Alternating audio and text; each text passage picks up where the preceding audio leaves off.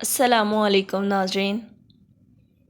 ایک علاقے میں بابا جی کا انتقال ہو گیا اور جب اٹھا کر قبرستان جانے لگے تو ایک آدمی آگے آیا اور چارپائی کا پاؤں پکڑ کر بولا، مرنے والے نے میرے 15 لاکھ روپے دینے ہیں، پہلے میرے پیسے دے تو پھر اسے دفن کرنے دوں گا۔ اب تمام لوگ کھڑے تماشا دیکھ رہے تھے کہ بیٹیوں نے کہا کہ مرنے والے نے ہمیں کوئی ایسی بات نہیں بتائی کہ وہ مقروض ہے، اس لیے ہم پیسے نہیں دے سکتے۔ مرنے والے کے بھائیوں نے کہا کہ جب بیٹے ذمہ دار نہیں تو ہم کیوں دیں؟ اب سارے کھڑے ہیں اور اس نے چارپائی پکڑی ہوئی ہے۔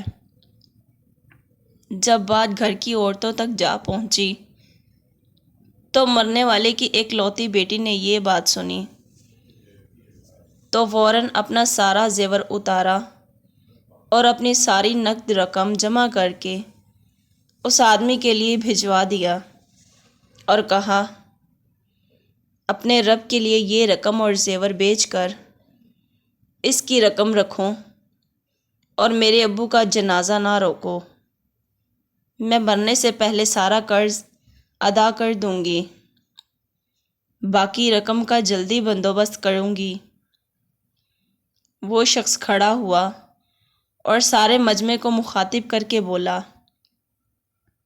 کہ میں نے اس شخص سے 15 لاکھ لینے نہیں بلکہ اس کے 15 لاکھ دینے ہیں، اور اس کے کسی وارث کو میں جانتا نہ تھا، میں نے یہ کھیل کھیلا تھا، اب مجھے پتہ چل گیا ہے کہ اس کا کوئی بیٹا یا بھائی نہیں۔ محترم ناظرین، جن کی بہنیں یا بیٹیاں ہیں وہ بہت ہی خوش قسمت اور خوش نصیب ہیں، لہٰذا بیٹی کی پیدائش پر خوش ہونا چاہیے۔ شریعت میں بیٹیوں کی بڑی فضیلت بیان کی گئی ہے۔ امید ہے ناظرین آپ کو یہ میری ویڈیو اچھی لگی ہوگی، تو پلیز میرے چینل کو لائک اور سبسکرائب کریں اور بیل آئیکن کا بٹن دبانا نہ بھولیں۔ شکریہ۔